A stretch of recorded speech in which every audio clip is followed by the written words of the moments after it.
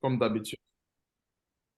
Donc, comme le Seigneur nous recommande, quoi que nous fassions en parole ou en acte, nous le faisons au nom de notre Seigneur et Sauveur Jésus-Christ.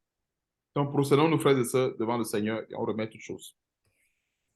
Éternel Dieu Tout-Puissant, nous te bénissons, nous te rendons grâce pour ta puissante main et ta grâce excellente que tu renouvelles chaque jour et à chaque moment et à chaque heure dans nos vies. Seigneur, tu es merveilleux, tu es bon, parce que c'est toi seul qui nous as choisi le premier, c'est toi seul qui nous a lavé, qui nous a purifiés de nos péchés, de toutes nos iniquités. Ô Seigneur, nous sommes encore devant ton trône de grâce, encore une fois de plus, afin de recevoir de ton eau, de recevoir de ta bénédiction, cette bénédiction qui nous conduira jusqu'à la vie éternelle. Merci encore, Seigneur, de remplir nos vases, remplir nos outres de ton vin nouveau, afin que nous soyons affermis dans notre sainte foi. Donne-nous surtout, Seigneur Dieu, de manifester chaque jour et à chaque instant les fruits dignes de la repentance. Et surtout, que le sang précieux de notre Seigneur et Sauveur Jésus-Christ nous couvre et nous éloigne, nous débarrasse de tout péché et de toute iniquité. Sois béni, sois glorifié pour toutes choses. Et surtout, c'est dans le nom puissant de notre Seigneur et Sauveur Jésus-Christ que nous t'avons ainsi prié. Amen. Donc, aujourd'hui, nous allons partager un grand thème sur les autels. Dans le thème d'aujourd'hui, c'est la signification de l'autel. On voit un peu la signification de l'autel. Et avant de commencer, nous connaissons tous que dans la parole de Dieu, depuis la Genèse, partant de Noé, les serviteurs de Dieu ont eu à bâtir l'autel et ils ont invoqué le Seigneur afin que Dieu les parle, afin que Dieu se manifeste à leur égard et que Dieu les conduit. Donc, pour nous qui sommes parvenus aujourd'hui à l'aide de la grâce, il est important également que nous comprenions cela. Donc, c'est quoi l'autel? Parce qu'aujourd'hui, comme nous voyons dans plusieurs dérives, plusieurs religions, plusieurs ont des autels physiques. Or, notre autel aujourd'hui n'est plus physique parce que Jésus-Christ qui nous a fait traverser le tabernacle le plus parfait, il nous a placés à un niveau très élevé. Et dans ce niveau où nous sommes, ou bien à cet endroit où nous sommes, l'autel n'est plus physique, il est plutôt spirituel. Donc, le texte de base, c'est dans Exode, Exode chapitre 20, versets 25 à 26. Donc, c'est une recommandation de Dieu et on va voir la signification de certains éléments de l'autel. Et ces significations, ça doit nous apporter la lumière sur non seulement ce que nous sommes, mais aussi également sur notre ministère, ouais, un peu ce que nous sommes en Christ et sur notre ministère. Donc, Exode chapitre 20, ça c'est le premier verset. Exode chapitre 20, à partir du verset 25, autant pour moi, à 26. Non, à partir du verset, excusez-moi, à partir du verset 24, plutôt, à 26. Donc, Exode chapitre 20, verset 24. Tu m'élèveras un autel de terre. Donc, on va souligner un détail ici. Le Seigneur parle d'un autel de terre. Tu m'élèveras un autel de terre sur lequel tu offriras tes holocaustes, tes sacrifices d'action de grâce, tes brebis, tes bœufs. Partout où je rappellerai mon nom, je viendrai à toi et je te bénirai. Donc, nous voyons une grande recommandation de Dieu ici, à savoir, c'était la recommandation de Dieu à Moïse, au peuple d'Israël d'antan. Et Dieu parlait de l'autel de terre. Et ceci renvoie à quoi? Quand nous voyons l'autel de terre,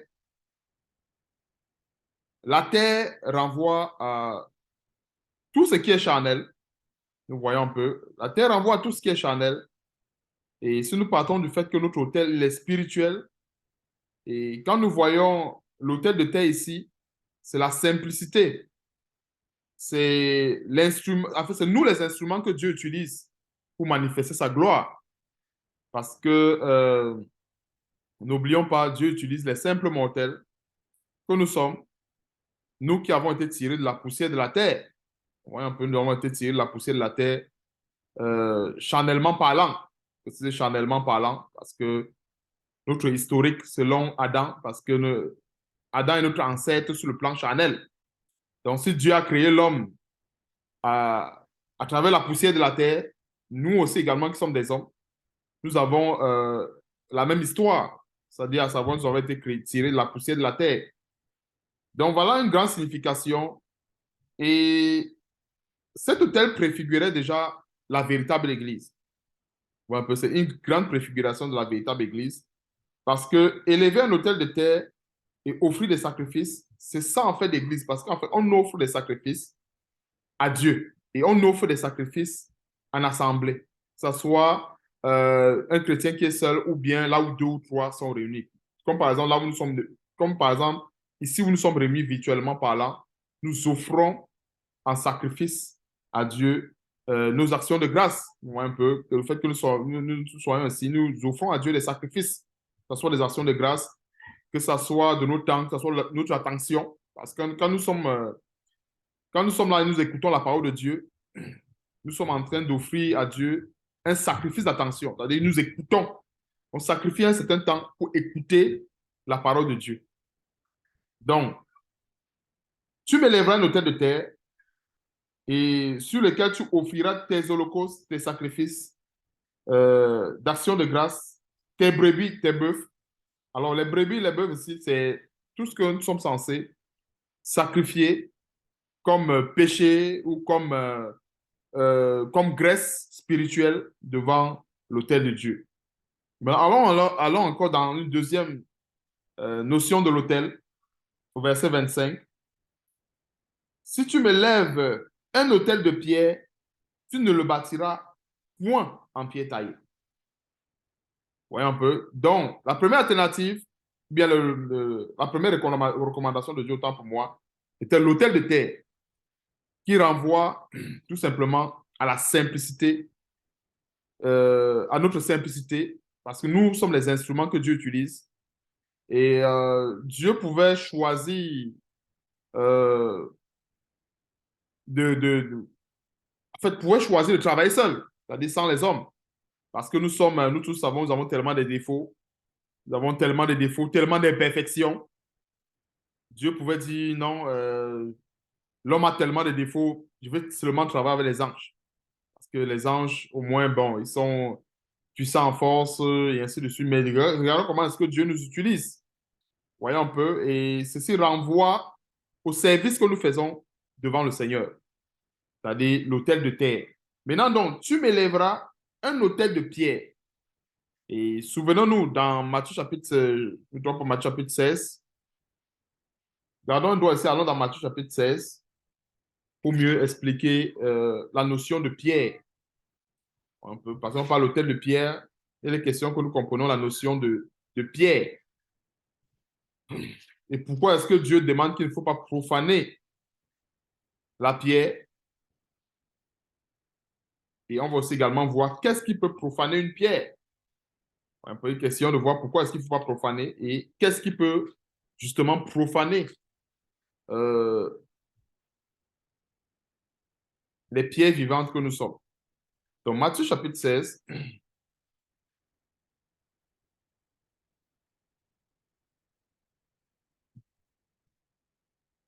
verset 18,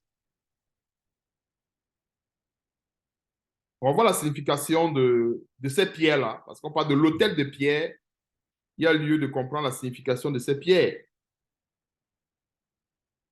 Et ce que nous sommes en train de voir aujourd'hui, c'est la signification des autels, la véritable signification spirituelle des autels pour nous qui sommes arrivés aujourd'hui à l'aide de la grâce, afin que euh, on puisse comprendre cela et surtout pour plusieurs, parce qu'aujourd'hui nous voyons beaucoup d'égarements. L'autel n'est pas ce que nous voyons là, c'est-à-dire les gens font des choses, très souvent ça existe dans l'usage des marabouts et des féticheurs. Pour nous qui sommes spirituels, nous savons tous que cet autel est spirituel et raison pour laquelle Dieu nous amène dans la profondeur spirituelle, à savoir quand le Seigneur dit que tu me bâtiras un autel de pierre, les pierres là, c'est quoi? Qu'est-ce que cela signifie? Donc, Matthieu chapitre 16, verset 18, on va voir la signification de ces pierres. Et moi, je te dis, tu es Pierre. Ouais, un peu. Tu es Pierre. Le Seigneur Jésus-Christ s'adressait ici à Pierre. Donc, euh, quand Dieu dit tu es, quand le Seigneur Jésus-Christ dit tu es Pierre, ici, il fait référence à quelque chose de profond. Vous voyez un peu. Et référence à quelque chose de profond. Référence à la fondation de son Église. Vous voyez un peu. Le Seigneur faisait référence à la fondation de son Église. Raison pour laquelle il dit, je te dis, tu es Pierre, et que sur cette pierre, je bâtirai mon Église. Alors, nous savons tous que ce sont les apôtres, notamment l'apôtre Pierre, qui était l'apôtre des circoncis. Alors, le Seigneur Jésus-Christ l'avait prédestiné à ce ministère dès longtemps, même déjà avec cette parole. Le Seigneur l'avait donné déjà ce ministère, à savoir qu'il devait bâtir l'Église du Seigneur en tant que pierre vivante. Il dit que tu es pierre. Quelle pierre? Une pierre vivante, pas une pierre morte. Parce que les pierres que nous voyons aujourd'hui, les pierres avec lesquelles on construit les maisons sont des pierres mortes. Est-ce que ces pierres parlent? Ça ne parle pas, ça n'entend pas. Ce sont des pierres mortes. Donc, je te dis que tu es pierre et que sur cette pierre, je bâtirai mon église et que les portes du séjour des morts ne prévaudront point contre elle. Donc, quand nous voyons l'autel de pierre, et notons aussi que les pierres, c'est... Si tu m'élèveras un autel de pierre, tu ne le bâtiras point en pierre taillée. Et l'église du Seigneur et l'autel du Seigneur qui devait être bâti dans l'ancienne alliance, afin comme nous le voyons ici, c'est plusieurs pierres. Plusieurs pierres pour illustrer ou bien pour préfigurer l'église que nous sommes aujourd'hui. Donc, allons encore une fois de plus à 1 Pierre chapitre 5, 2, toujours dans la pierre, et puis on va entrer dans l'autre volet, qui est la profanation de la pierre.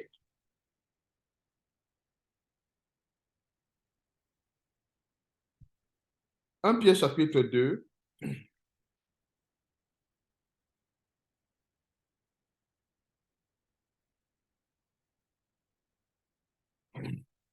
frères et sœurs, 1 Pierre chapitre 2, nous sommes toujours dans la signification des pierres, nous sommes dans l'autel de Pierre. 1 Pierre chapitre 2,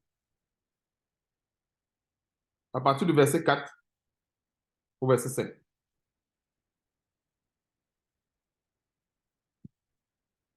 Approchez-vous de lui, pierre vivante, rejetée par les hommes, mais choisie et précieuse devant Dieu. Si Dieu nous demande de nous approcher de lui en tant que pierre vivante, ça veut dire qu'il y a les pierres mortes. Si nous sommes les pierres vivantes, ça veut dire qu'il y a également les pierres mortes. Il ne peut pas avoir une pierre vivante s'il n'a pas de pierre morte. Mais malheureusement, il y a des soi-disant chrétiens qui sont devant le Seigneur comme des pierres mortes. C'est-à-dire qu'entre ces chrétiens et la véritable pierre morte physique qu'on touche, il n'y a pas de différence. Parce que si en nous, il n'y a pas la vie de Christ, nous sommes des pierres mortes. Ça, nous voyons un peu. Nous sommes les pierres vivantes, c'est à cause de Jésus-Christ. Il faut bien qu'on retienne ça. C'est à cause de Jésus-Christ. Nous ne sommes pas les pierres vivantes comme cela. Non. C'est Christ qui est la vie. C'est notre Seigneur Jésus-Christ qui fait de nous des pierres vivantes. On peut être réunis tel qu'on est réunis là. Si Christ n'est pas en nous, si Christ n'est pas au milieu de nous, on est tous des pierres mortes. Qu'est-ce qui prouve que nous sommes les pierres vivantes si on n'a pas Christ? Nous ne sommes pas des pierres... on ne peut pas prétendre être des pierres vivantes sans Jésus-Christ. Parce que la vie, comme la Bible le dit dans Jean chapitre 6, Jean chapitre 14, pour moi, verset 6, je suis le chemin, la vérité et la vie. Le Seigneur Jésus-Christ qui est la vie. Et si nous sommes des pierres vivantes, c'est à cause de Jésus-Christ, notre Seigneur. Verset 5. Et vous-même, comme des pierres vivantes, édifiez-vous pour former une maison spirituelle. Est-ce que nous voyons un peu cet autel de pierre que le Seigneur, l'image préfigurative, cet autel de pierre que nous voyons dans Exode chapitre 20. Le Seigneur dit, tu me bâtiras un autel de pierre. Alors, nous voyons verset 5 dans 1 Pierre chapitre 2. Et vous-même, comme des pierres vivantes, édifiez-vous pour former une maison spirituelle, un saint sacerdoce, afin d'offrir. La finalité, c'est quoi? Offrir des victimes spirituelles. Or, qu'est-ce que nous voyons ici dans Exode? La finalité, c'était la même finalité. C'est à l'autel que nous offrons des sacrifices. C'est à l'autel qu'on offre la graisse des béliers et ainsi de suite. Si nous voyons un peu. Alors, quand nous revenons sur la définition de la pierre, comme le dit la Bible, qu'est-ce que la Bible dit? Continuez à prévaloir en tant que pierre vivante, parce que nous sommes les pierres vivantes du Seigneur. Mais pour prévaloir en tant que pierre vivante, nous devons faire quoi? Nous édifier afin de continuer de former une maison spirituelle, un saint sacerdoce afin d'offrir des victimes spirituelles agréables à Dieu par Jésus-Christ. C'est pour dire quoi? Si on tourne le verset, si on ne s'édifie pas pour former une maison spirituelle, un saint sacerdoce, ben, le reste ne comptera même plus. On ne peut pas offrir des victimes spirituelles agréables à Dieu si on ne forme pas un saint sacerdoce, si on ne forme pas une maison spirituelle, ou si déjà même pour commencer, nous ne sommes pas des pierres vivantes. Ça, nous voyons un peu. C'est-à-dire que c'est déjà l'origine part déjà du fait que nous sommes des pierres vivantes à cause de Jésus-Christ qui est la vie en nous. Alors, l'autre détail que nous voyons aussi dans cet autel de pierre, c'est que le Seigneur Jésus-Christ a dit ceci, avec ce que Dieu nous enseigne ceci. Tu ne le bâtiras point en pierre taillée, car en passant ton ciseau sur la pierre, tu la profanerais. Alors, qu'est-ce qui peut profaner la pierre aujourd'hui, figurativement parlant?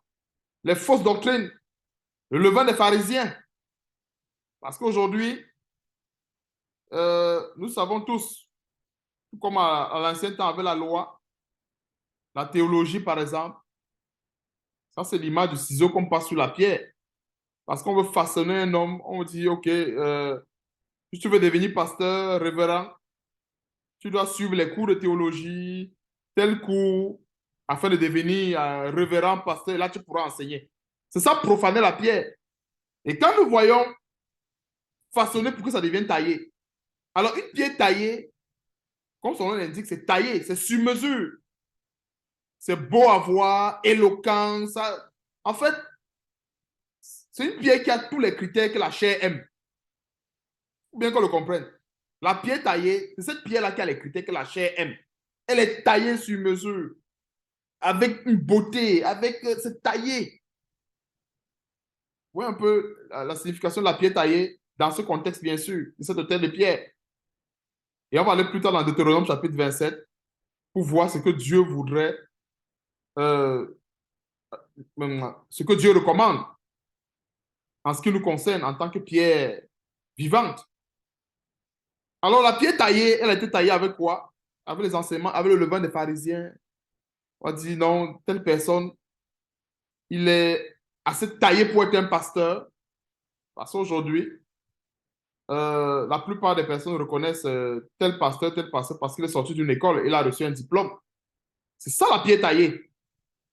Parce qu'après avoir reçu des cours de théologie, après avoir été euh, euh, généralement, ils sont installés en tant que pasteurs. On sait que non, ils sont assez taillés pour faire pour enseigner la parole de Dieu. C'est ça la pierre taillée. Or, un homme, est-ce qu'un homme peut tailler un autre homme jusqu'à ce qu'il soit parfait? La réponse, c'est que non. Déjà, même l'homme qui s'évertue à tailler l'autre homme, il a déjà les défauts. Comment est-ce qu'il va pouvoir tailler son prochain avec, avec perfection. Regardons un peu très souvent la logique des choses. On va dire que telle personne a été taillée avec des cours de théologie. Celui même chez qui il a reçu ses cours de théologie vit même dans le péché. Il a même tellement de défauts. Est-ce que nous voyons un peu voilà dans quoi nous vivons aujourd'hui. Et c'est pour ça qu'aujourd'hui, dans la majeure partie des assemblées, nous avons des hôtels physiques. On dit, ah, voilà l'hôtel là-bas. On voit un pupitre bien orné avec les fleurs. On dit que non, voilà l'hôtel. Donc, ce n'est pas ça l'hôtel. L'hôtel renvoie ici à quelque chose de profond, à l'église que nous sommes aujourd'hui, qui est spirituelle. Donc, allons dans Deutéronome chapitre 27, frères et sœurs.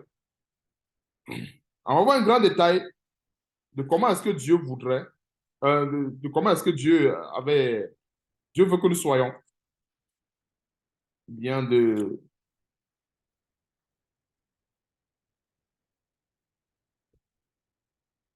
Allons dans Deutéronome 27. Nous sommes toujours dans l'autel de Pierre. Et l'autel de Pierre, ça renvoie beaucoup à nous. Voyons un peu. Parce que comme on a vu avec Pierre, le Seigneur a dit, tu es Pierre, sur toi je bâtirai mon église. Donc, l'autel de Pierre, c'est cet autel que nous avons aujourd'hui dans la grâce. Vous voyez un peu. Et Deutéronome 27, verset 5. Deutéronome 27, verset 5, frères et sœurs. Nous sommes toujours dans l'autel de Pierre. Dieu nous donne un grand détail ici sur comment bâtir son autel. Cet autel en fait, que nous formons aujourd'hui en Christ, notre Seigneur, qui est toujours une bonne préfiguration de l'Église de Jésus-Christ. Là, tu bâtiras un autel à l'Éternel, ton Dieu, un autel de pierre sur lequel tu ne porteras point le fer. Et le fer ici, c'est tout ce qui est étranger. Tout ce qui est étranger à Dieu, tout ce qui est comme le vin, c'est ça le fer que nous voyons au verset 5. Verset 6, tu bâtiras en pierre brute. On va souligner pierre brute. Tu bâtiras en pierre brute. C'est comme ça que Dieu bâtit son autel. Avec des pierres brutes. C'est quoi la pierre brute? Une pierre avec tous ses défauts. Une pierre avec toutes ses imperfections. C'est avec cette pierre que Dieu travaille.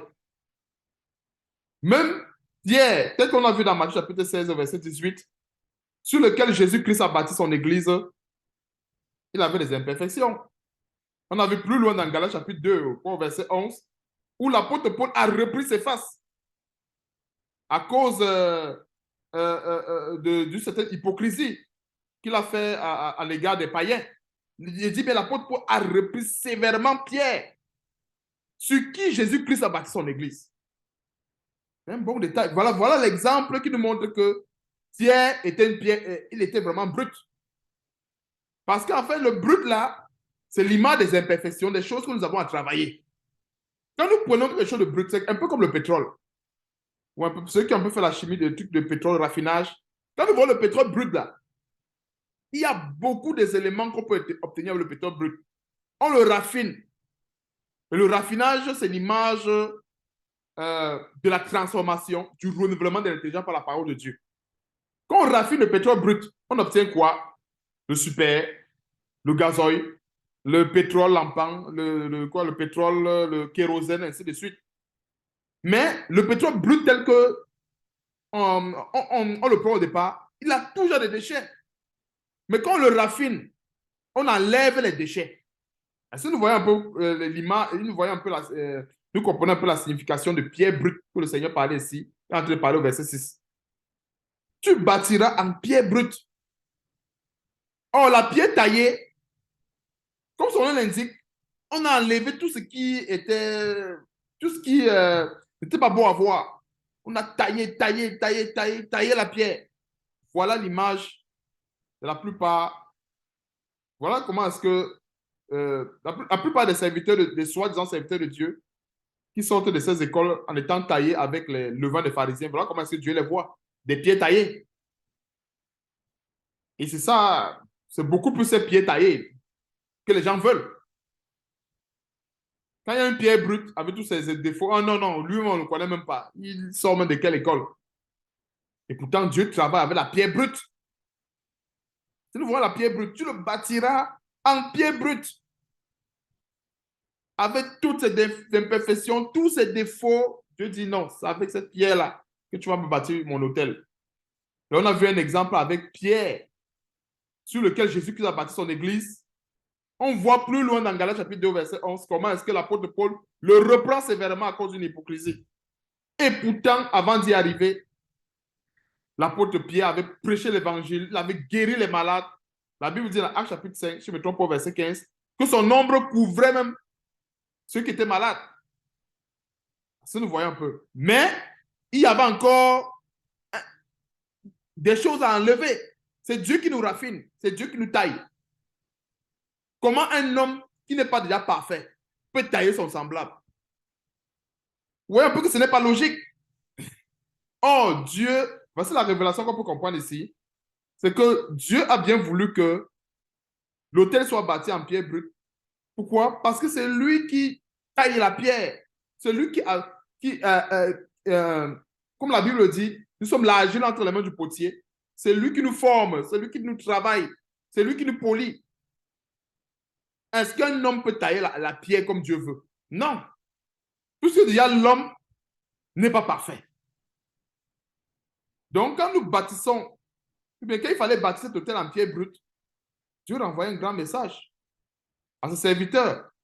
À savoir, non, c'est moi, c'est uniquement moi qui polis.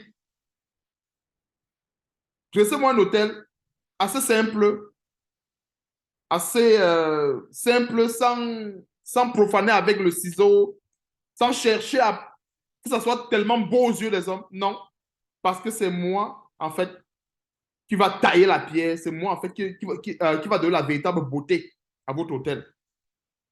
Et c'est la même chose quand on veut servir le Seigneur.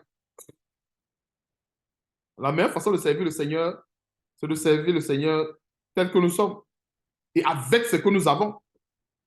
On ne cherche pas à servir le Seigneur avec les moyens des autres ou bien comme les autres. Dieu peut appeler son serviteur au départ, même avec un bâton, avec 1 litre d'eau. Il doit servir Dieu avec ça. Et on a vu cette figure avec Abraham au départ. Au départ, quand Dieu l'appelait dans la simplicité. Va dans le pays, va dans la patrie, va à l'endroit où je te dirai. Et on a aussi également vu Moïse, quand il partait devant Pharaon, il avait son bâton. Il n'avait pas grand-chose. Moïse n'avait pas des cavaliers puissants, il n'avait pas des toute une grande armure pour effrayer Pharaon. Il avait juste un bâton. Ainsi, nous voyons un peu la signification des pierres brutes. Et Moïse en tant que pierre brute, on a vu au départ que Moïse avait des difficultés à s'exprimer. Mais Dieu a travaillé avec cette pierre brute qui était Moïse. Dieu a préféré choisir Moïse et prendre Aaron qui devait être son interprète. Que non, Aaron, ton frère est là.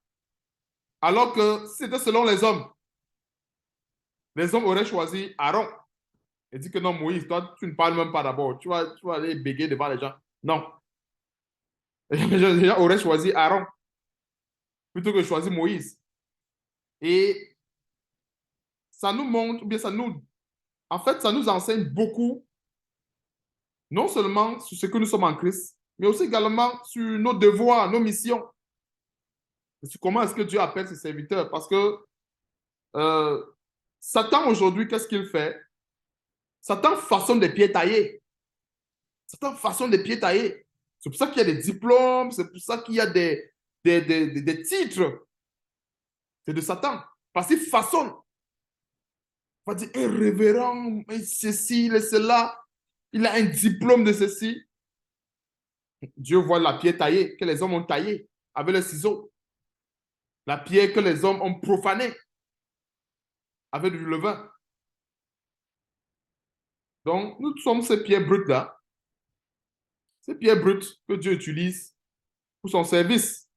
Donc, tu bâtiras en pierre brute l'autel de l'Éternel, ton Dieu.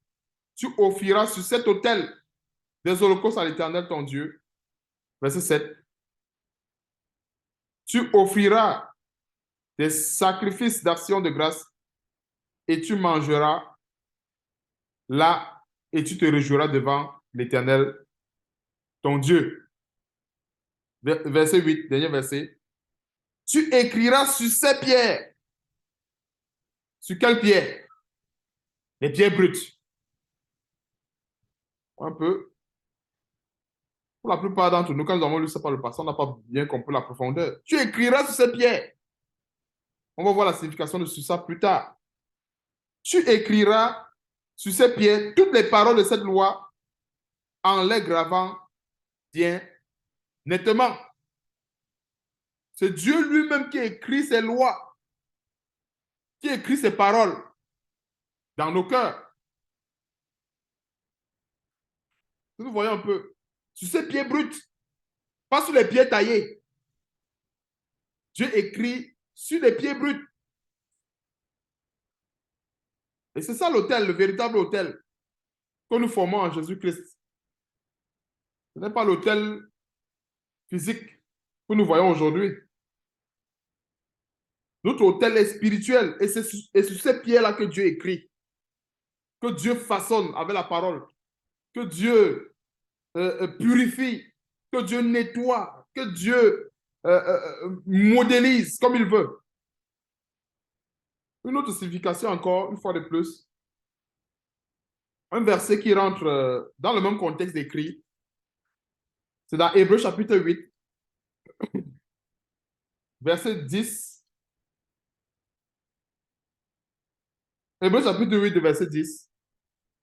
Quand Dieu a dit, il écrira sur ces pierres. Ces pierres-là, c'est qui? C'est nous, les pierres brutes. Dieu appelle chacun de nous, tel que nous sommes.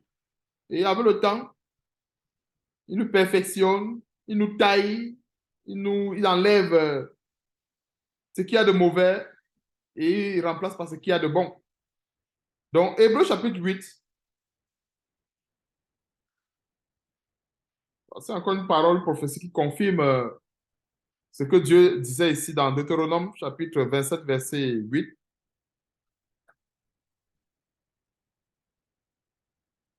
N'oublions pas, quand Moïse écrit, c'est Dieu qui écrit, parce que Moïse était l'intermédiaire de l'ancienne alliance. Aujourd'hui, c'est Jésus-Christ. Donc, mais voici l'alliance que je ferai avec la maison d'Israël. C'est Hébreux chapitre 8, au verset 10. Mais voici l'alliance que je ferai avec la maison d'Israël. Après ces jours-là, dit le Seigneur, je mettrai mes lois dans leur esprit, je les écrirai dans leur cœur, et je serai leur Dieu, et ils seront mon peuple. Ainsi, nous voyons cette grande signification, cette grande révélation de l'autel de Pierre. Parce que quand nous voyons l'autel de Pierre aujourd'hui, et Dieu a, si on remarque bien dans l'Ancienne Alliance, Dieu a beaucoup, la Bible dit que les prophètes de l'Ancien Testament, ils ont beaucoup prophétisé sur la grâce. Et c'est vrai, c'est ce que nous constatons. Dans la plupart des choses qui se faisaient dans l'Ancien Testament, c'est la grâce que nous voyons. C'est la grâce et ça s'agence. Nous voyons un autel de pierre ici et Dieu dit à Moïse, tu écriras sur ces pierres toutes les paroles de cette loi. Quand Moïse écrit sur ces pierres, c'est Dieu qui écrit. Parce que Moïse, c'est qui? Serviteur de Dieu. Vous voyez un peu. Serviteur de Dieu, ça c'est serviteur de Dieu. Tu écriras sur ces pierres toutes les paroles de cette loi en les gravant bien nettement. Et nous voyons aussi dans Hébreux chapitre 8, au verset 10, comment Dieu dit, je les écrirai dans leur cœur et je serai leur Dieu. Je mettrai mes lois dans leur esprit. C'est clair. Des fois, il y a des personnes qui pensent que Dieu devient maintenant un magicien. C'est vrai que Dieu est souverain dans l'accomplissement de cette prophétie. Et cette prophétie peut s'accomplir euh, en deux volets. Deux volets dans quel sens? Il y a des chrétiens que Dieu peut inspirer des choses, peut les amener à comprendre certaines révélations de la parole de Dieu. Et d'autres d'autres chrétiens que Dieu passera par un serviteur. Si nous voyons un peu. Parce que quand le Seigneur dit aucun enseignant pour son concitoyen, il y a plusieurs qui penseront que non. Chacun peut évoluer seul dans son coin et le Saint-Esprit va enseigner tout un chacun. Le aucun enseignant pour son concitoyen aussi, ça veut tout simplement dire que, en fait, c'est Dieu qui sera la source. Parce que même le frère ou le serviteur de Dieu qui parle, il ne parle pas de son propre chef, il parle inspiré du Saint-Esprit. C'est-à-dire, les paroles qui sortent ne sont pas ses paroles, mais sont les paroles de Dieu. Est-ce que nous voyons un peu? Donc, quand nous voyons ici, au verset 8 de Deutéronome chapitre 27, quand Moïse écrit sur ses pierres, qui écrit en réalité? C'est Dieu. Puisque Moïse est serviteur de Dieu. C'est la même chose quand un roi envoie son serviteur aller faire quelque chose. Quand le serviteur va accomplir la mission, qui accomplit la mission? C'est le roi. Ces choses n'existent pas seulement dans l'usage des hommes. Voyons un peu, on va peut-être laisser une lettre à un roi. Voici ce que tu vas faire. Tu vas aller déposer, donne peut-être un exemple, le roi peut-être doit peut-être déposer une lettre à tel endroit. Pensons-nous que c'est le roi qui va se déplacer pour aller le faire. Ce n'est pas le roi. Il a les serviteurs. Il va envoyer son serviteur aller poster la lettre. Mais il a posté en son nom? Non. Il a posté au nom du roi. Et pour dire, quand il poste la lettre, ce n'est pas la lettre du serviteur, mais c'est la lettre du roi. Est-ce que nous comprenons un peu? Donc, aucun enseignant pour son concitoyen, ça ne veut pas dire que non, que Dieu n'utilisera plus les hommes pour enseigner la parole de Dieu. Non, c'est pour dire que c'est le Seigneur Jésus-Christ, via le Saint-Esprit, qui nous enseigne. Et tout simplement, voilà l'explication du verset 11. Parce qu'il y a plusieurs sentiments qui ont compris par le passé que, ça veut dire que chacun peut rester dans son coin et le Saint-Esprit nous enseigne nous tous. On voit que c'est très faux. Parce que l'apôtre, ces écrits, ces épîtres que nous sommes en train de lire, qui les a reçus? C'est l'apôtre Paul. Alors l'apôtre Paul qui les a reçus, il a parlé de son propre chef? Non. Il a parlé inspiré du Saint-Esprit. Donc, ces paroles que nous recevons aujourd'hui ne sont pas les paroles de l'apôtre Paul, mais ce sont les paroles de Dieu. Voilà comment est-ce que Dieu inscrit les lois dans nos cœurs, en réalité. Donc, Dieu peut les inscrire directement. Je ne dis pas que Dieu ne peut pas parler directement à un serviteur de Dieu, non. Mais ne pensons pas que c'est toujours. C'est-à-dire que l'exception ne devient pas la règle. Il peut y avoir des exceptions où Dieu parle directement à son serviteur. Oui, c'est faisable. Mais si on veut que Dieu nous parle, nous avons la parole de Dieu. Le meilleur canal par lequel que Dieu nous parle au quotidien, c'est sa parole, déjà pour commencer. De l'autre côté, Dieu nous a donné des frères et sœurs. Et nous avons même la nature même également qui nous parle. Si nous voyons un peu, nous avons la nature qui nous parle. Dieu peut nous faire voir un miracle en plein midi ou c'est-à-dire en plein jour. Dieu peut nous faire voir un miracle pour, par exemple, attirer notre attention sur la foi. Pour dire que toi qui es en train de douter que je ne peux pas faire telle chose, regarde, il neige, il pleut, tout en même temps. Dieu peut nous faire voir un pareil miracle en une journée. Ou un père serviteur de Dieu qui doute. Il doute, il n'a pas confiance en Dieu. Dieu vient à travers la nature. Il était en train de dire tantôt que Dieu parle tantôt d'une manière, tantôt d'une autre. Dieu a plusieurs manières de parler. Dieu peut parler directement, il peut utiliser même la nature, même les animaux. Dieu peut utiliser même un animal pour nous parler. Bien, déjà, même dans la Bible, on voit que Dieu a utilisé l'âne de Balaam pour l'empêcher d'aller à la perdition. Donc, c'est pour dire que aucun n'enseignera plus autant pour moi son concitoyen. Ça veut tout simplement dire que c'est le Saint-Esprit qui devient la source de tout. Source de toutes choses. Donc, revenons, frères et sœurs, dans Deutéronome 27. Deutéronome 27. Et nous avons vu que ici, dans cet hôtel de pierre, qui devait être bâti en pierre brute, c'est l'image des serviteurs de Dieu que Dieu utilise, des hommes sujets à faiblesse, des hommes sujets à faiblesse pour accomplir son œuvre. On va aussi également aller dans 1 Corinthiens, comprendre les pierres brutes. C'est bien important que nous comprenions cette notion d'hôtel.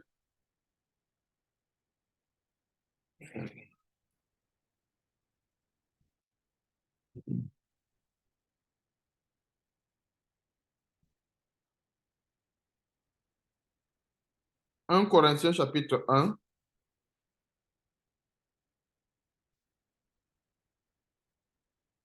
à partir du verset 18.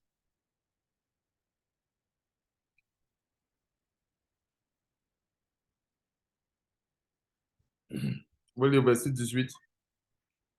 Car la prédication de la croix est une folie pour ceux qui périssent, mais pour nous qui sommes sauvés, elle est une puissance de Dieu. Aussi est-il écrit, je détruirai la sagesse autant pour moi des sages, et j'anéantirai l'intelligence des intelligents. Alors aussi quelque part plus loin au verset 20,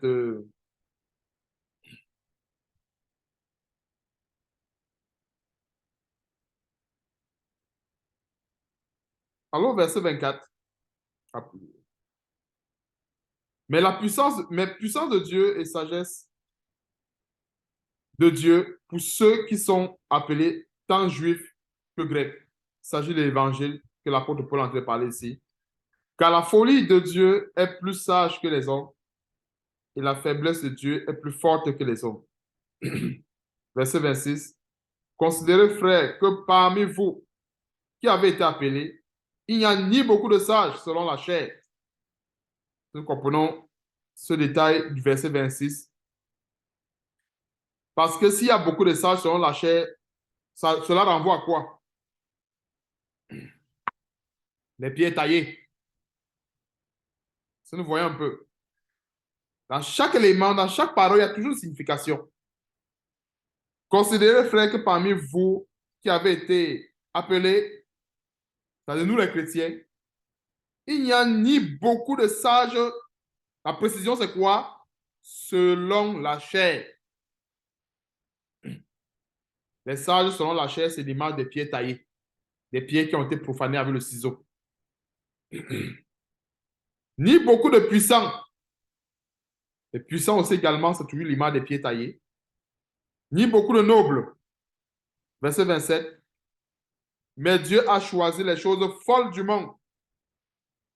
Quand nous voyons la pierre brute là, est-ce que ça a quelque chose de sage à l'égard de la sagesse du monde? Ça n'a rien de sage, ça n'a rien d'intelligent.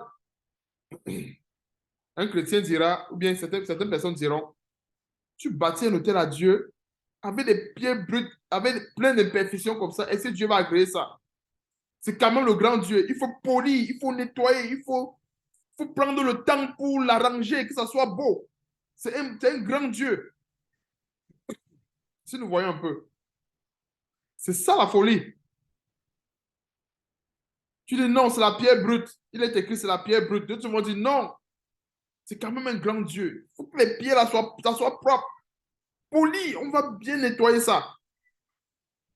Non. On voit que Dieu a choisi les choses folles du monde pour confort des sages. Dieu a choisi les choses faibles du monde pour confondre les fortes. Nous, déjà en premier,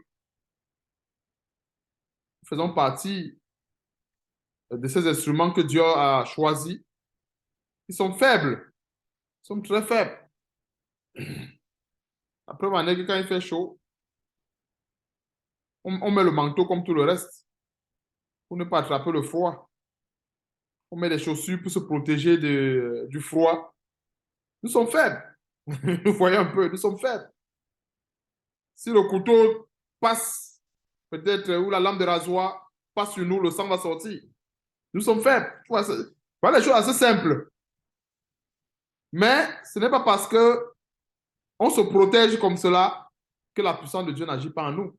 Et si nous voyons maintenant cette confusion que Dieu a faite, parce que quand nous voyons la puissance de Dieu, ceux qui sont charnels peuvent s'imaginer que non, ceux qui doivent porter cette puissance doivent forcément être les immortels. Non, c'est nous les faibles là. Nous qui avons froid, quand il fait froid, on double les manteaux pour sortir. Parce que sinon, on va grelotter de froid. Si nous voyons un peu l'explication des choses faibles que Dieu utilise, ils sont faibles. Qui de nous parlait mettre son doigt dans le feu, bien sa main dans le feu? Non, personne. Ou bien, je ne sais pas, sommes tellement faibles. Voilà les choses faibles que Dieu utilise. Quand on voit les choses faibles, on doit même parler loin. On commence d'abord par nous. Nous sommes ces choses faibles-là que Dieu utilise. Donc Dieu a choisi les choses faibles du monde pour confondre les fortes. Alors les fortes là sont les qui? Les grands scientifiques, les grands magiciens, les grands sages, les, les gens qui sont tellement forts en puissance, qui ont toute la gloire de cette terre, toutes les richesses. Et on a vu avec cette pandémie que Dieu a confondu, encore une fois de plus, les choses fortes. La preuve en est que la pandémie a plus frappé les pays développés que les pays sous-développés. Ce n'est pas pour rien. L'OMS avait prédit une catastrophe en Afrique. Il va y avoir une catastrophe parce que comme la pandémie frappait beaucoup l'Occident, la France, la Chine, beaucoup plus l'Occident était touché. C'est dit donc, comme ça frappe l'Occident comme ceci, et qu'on a les moyens, on a les hôpitaux. Eux, donc, ils n'ont pas les hôpitaux, ils n'ont pas de moyens, ils vont tous mourir. La réalité aujourd'hui, c'est quoi? C'est plutôt l'Occident et tous ces pays qui ont été plus frappés. C'est ça la réalité. Voilà comment Dieu confond les choses fortes. Parce que moi, je me rappelle quand j'étais... Pour ceux qui sont en Afrique, il y a plusieurs en Afrique, tous ces ministres, pour la plupart, ces faux dirigeants-là, ils ne font pas la politique, mais c'est la réalité. C'est toutes ces réalités que nous vivons en général là-bas. Quand ils ont un simple... quand la tête fait seulement mal, ils prennent l'avion pour aller aux États-Unis. Quelqu'un a une petite fracture, un petit... je ne sais pas... Peu importe, l'avion pour aller aux États-Unis, l'avion pour aller au Canada se fait soigner. Mais avec la COVID, personne ne voyageait. Regardons comment Dieu a confondu les choses fortes. Parce que celui qui veut courir pour aller aux États-Unis, c'est là-bas même qui a le plus grand nombre de morts. Celui qui veut courir pour aller au Canada, c'est là où il y a le plus grand nombre de morts. Donc la plupart de ces gens, tout le monde reste chez soi. Il y a beaucoup d'exemples comme ça que Dieu utilise pour confondre. Pour dire oui, vous avez la médecine. C'est ça qui est votre Dieu. Vous avez les moyens, entre guillemets, vous vous confiez en cela. OK, je veux vous confondre avec vos moyens là. On a vu la confusion. On a vu la confusion. La vraie confusion. Et les gens qui avaient plus de moyens, qui avaient se confié à leur richesse, la plupart sont morts. La plupart sont morts. C'est comme ça que Dieu confond les choses fortes. Parce que quand nous voyons, quand nous lisons ces versets, des fois, Dieu nous parle avec ça. Pas des situations assez simples comme cela. Assez simples.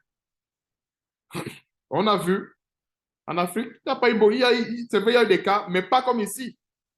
Les gens ne sont pas morts comme des poules, comme ici, partout, avec des hôpitaux. Avec toute la technologie que nous avons ici, tous les moyens que nous avons ici. Mais le plus grand nombre de morts, c'était où? C'était bien sûr ici. En Afrique, où il n'y a même pas assez de moyens, où des gens peinent même à manger même le matin. Là-bas, il y avait la santé. En fait, par rapport à ici, c'est vrai, il y a eu des contaminations, il y a eu des morts là-bas, mais je fais une comparaison. Ce n'était pas comme ici. Voilà comment est-ce que Dieu confond. Parce que les scientifiques et tous les grands de ce monde avaient prédit la catastrophe en Afrique en disant, s'il y a tel nombre de morts ici, eux là-bas, ils n'ont même pas des hôpitaux. On les aide même avec les sacs de riz, les respirateurs artificiels, on les donne. Eux là-bas, ils vont même mourir comme des mouches. Mais la preuve en est que Dieu a dit que, en fait, Dieu a montré à ces gens que c'est lui qui protège. Parce que Dieu fait lever son soleil sur les bons et sur les méchants. Il y a plusieurs qui n'ont pas été atteints par cette maladie, peut-être parce qu'ils pensent, peut-être parce qu'ils pensent que c'est la décoction qui les a sauvés. Non, ce n'est pas la décoction, c'est Dieu. Dieu a fait lever son soleil sur eux. Et Dieu ne lève pas seulement son soleil sur les enfants de Dieu, même sur les méchants, sur les magiciens, sur les sorciers, sur les sorcières. Dieu lève son soleil. Voilà comment est-ce que Dieu a épargné et que Dieu continue d'épargner encore plusieurs de la mort. Mais Dieu le fait pourquoi? Nous le savons tous. C'est à cause de notre Seigneur Jésus-Christ. Notre Seigneur Jésus-Christ est mort pour le pire des pécheurs. Il est mort pour le sorcier, pour le plus grand vampire. Le Seigneur Jésus-Christ est mort pour lui. Pas pour qu'il demeure vampire, mais pour qu'il écoute la parole de Dieu, qu'il écoute l'évangile et qu'il se convertisse. Donc voilà le verset 27. Mais Dieu a choisi les choses folles du monde pour confondre les sages. Dieu a choisi les choses faibles du monde pour confondre les fortes. Verset 28. Et Dieu a choisi les choses viles du monde et celles qu'on méprise. Nous ne sommes pas des personnes qui ne nous méprisent pas. Vous voyez un peu? Qui ne nous méprisent pas. Surtout quand nous sommes sortis de la mode, on ne suit plus la mode de ce monde. Nous sommes tellement méprisés. Ces gens-là, c'est des villageois. Ah, ce sont vraiment des purs villageois. Ils ne connaissent rien. C'est normal. Parce que celui qui est civilisé, selon le monde, c'est lui-là qui s'habille en habit déchiré comme un fou. Celui qui ne s'habille pas en habit déchiré comme un fou, il était villageois. Donc, mais Dieu a choisi les choses folles du monde pour confondre les sages. Dieu a choisi les choses faibles du monde pour confondre les fortes. Verset 28. Et Dieu a choisi les choses viles du monde et celles qu'on méprise, celles qui ne sont point, pour réduire à néant celles qui le sont, afin que nulle chair ne se glorifie devant Dieu. Voilà la raison. Voilà pourquoi est-ce que Dieu avait donné la recommandation à Moïse de bâtir un autel particulièrement avec des pierres brutes. Voilà la recommandation. Si nous bâtissons un hôtel, bien s'il fallait bâtir un hôtel avec les pierres taillées et que la puissance de Dieu se manifeste, et que la puissance de Dieu arrivait à se manifester, on peut dire, ah, c'est parce que les pieds étaient taillés. C'était très bien taillé. Donc, normalement, la puissance de Dieu devait se manifester. Genre que tel a pris 5 heures de temps pour tailler tous ces pieds-là, ça devait seulement se manifester.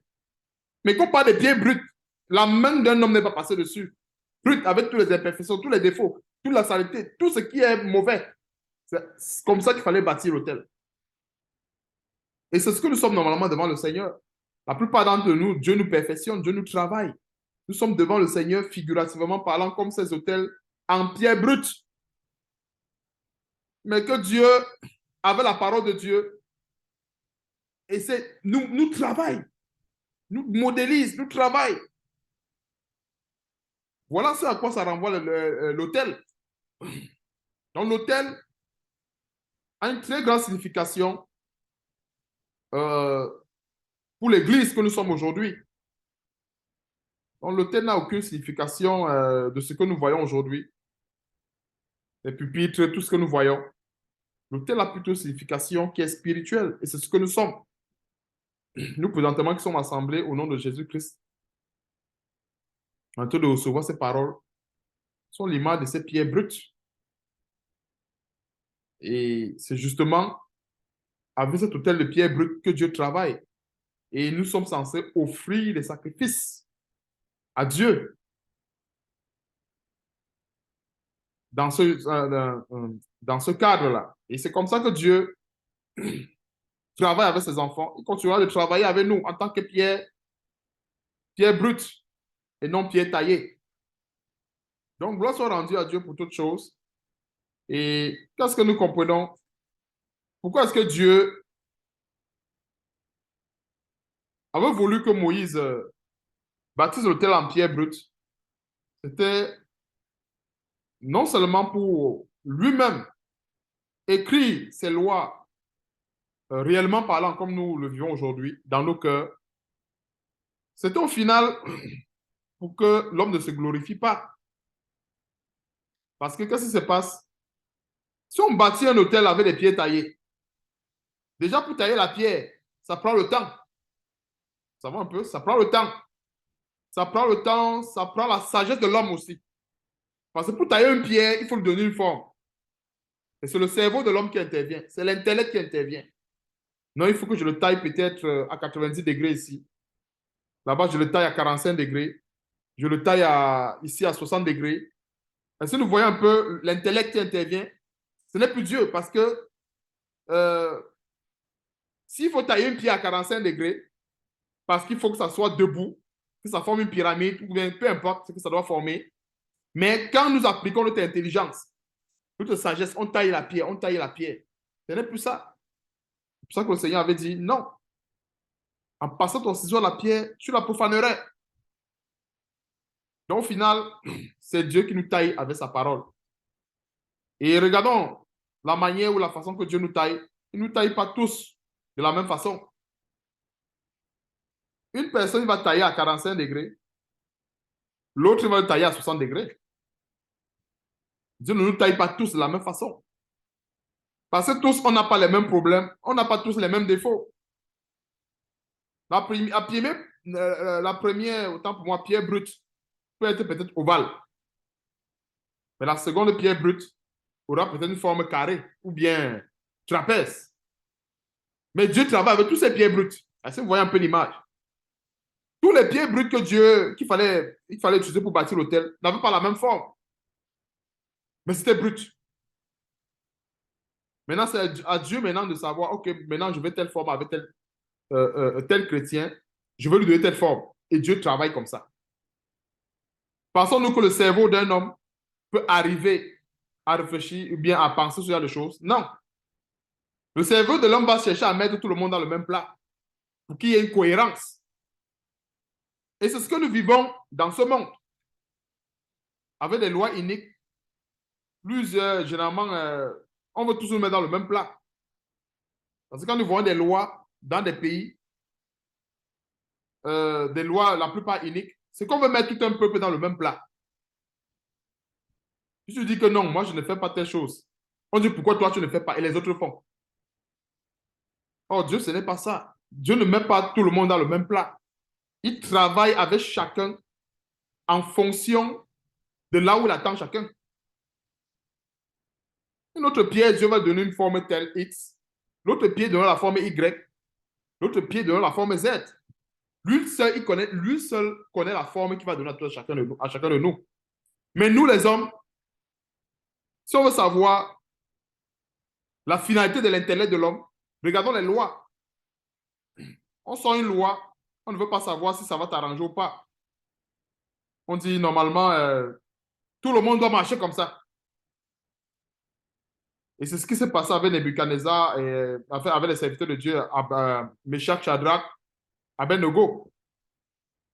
Connaissons tous, quand l'édit du roi avait été publié, il fallait que tout le monde se procède devant la statue pour adorer, pour adorer la statue d'or. Mais est-ce que dans cette loi, ils ont tenu compte que non, les véritables serviteurs de Dieu, non, c'était pas ça. Et à peu près, c'est comme ça que les hommes travaillent. C'est-à-dire mettre tout le monde dans une même sphère. Alors que Dieu qui a appelé chacun de nous, nous connaît plus que nous. Il va nous donner la forme qui nous convient le mieux. Parce que des fois, nous-mêmes, on ne se connaît pas. Dieu connaît ce qui nous va, véritablement. Ce n'est pas pour rien que le Saint-Esprit intercède pour nous par des soupirs inexprimables. Parce que souvent, même dans les prières, on ne sait même pas ce qu'il faut demander. Parce que nous voyons un peu. Donc, il y a tellement de détails par rapport à la pierre brute. Nous voyons un peu la pierre brute et la pierre taillée. Cette pierre taillée, en fait, que Dieu ne veut pas. Et qu'est-ce qui taille ces pierres? Les fausses doctrines, les faux levains, ça qui taille. Parce qu'aujourd'hui, les religions, pour la plupart, sont l'image des pierres taillées. Aujourd'hui, si on dit la religion catholique, ils adorent Marie, ils ont des statuettes, c'est vraiment taillé. C'est taillé sur mesure. C'est-à-dire que tu ne dois pas venir là sortir un autre truc. Non. Et en général, même quand le pape ou le curé, quand il vient faire son culte, on connaît combien de minutes il va faire. Le fidèle connaît même déjà le programme. Vous voyez un peu les pieds, tout est taillé. Même dans les soi-disant églises, bâtiments, tout est taillé. Le pasteur est comme ceci. Quelqu'un ne peut pas sortir du dernier banc, il devient assistant pasteur. Non. Il faut peut-être porter la Bible du pasteur pendant des années. Et que peut-être le pasteur, à un moment donné, va dire, donc, viens t'asseoir ici. Tu commences d'abord par être Osha. Osha, ça veut dire quoi? Des gens qui font un peu la sécurité là. Après, quand tu deviens Osha, tu as un peu la promotion. Tu deviens celui qui t'assoit un peu devant, qui devient interprète. Du coup, interprète, voilà. Après, interprète, tu peux avoir la promotion. Donc, quand le pasteur n'est pas là, c'est toi qui enseignes. Ça, c'est dans les trucs bâtis. Et on connaît comment ils font ça. Voilà la pierre taillée. Dans toutes ces églises, il y a l'image de ces pierres taillées. C'est-à-dire, on sait que non, tel était comme ceci. Il est monté. On a taillé, taillé, taillé, taillé, taillé, taillé selon les hommes. Alors que Dieu, qu'est-ce qu'il fait avec les pierres brutes? Dieu peut ramasser une pierre qui était dans une boue, comme avec, avec Saul l'apôtre Paul, et directement, il le change. Parce qu'on savait que l'apôtre Paul, il persécutait les chrétiens et tout ça. Mais du jour au lendemain, cette pierre qui était néfaste, Dieu l'a pris brutalement comme ça, il a changé. Donc, gloire soit rendue à Dieu pour toutes choses. Vraiment, c'est... Nous bénissons le Seigneur pour cet grand enseignement sur cet autel que nous représentons aujourd'hui dans le corps de Christ, à savoir l'autel de pierre et surtout des pierres brutes, parce que nous sommes appelés justement à servir le Seigneur dans la crainte, dans la simplicité et dans l'humilité. Et c'est dans cette humilité que Dieu nous polit au fur et à mesure. Voyons un peu, et aucun homme ne peut polir son semblable. Donc, parce que d'abord, les hommes sont limités. Donc, c'est sûr que si un homme polit son semblable, c'est seulement une abomination parce que l'homme est limité. Mais Dieu qui nous polit va nous donner la forme exacte qu'on doit avoir. Et cette forme-là ne va pas nous compromettre, non seulement avec nous-mêmes, mais aussi également avec l'existence de Dieu. Donc, gloire soit rendue à Dieu pour toutes choses. Et puis, plaise à Dieu, que Dieu nous fortifie, que Dieu nous bénisse davantage avec ses enseignements et qui nous donne de changer, qui nous donne chaque jour de porter son joug. Parce qu'on parle de porter le joug du Seigneur, c'est continuel. Ok, que Dieu soit loué encore une fois de plus. Amen.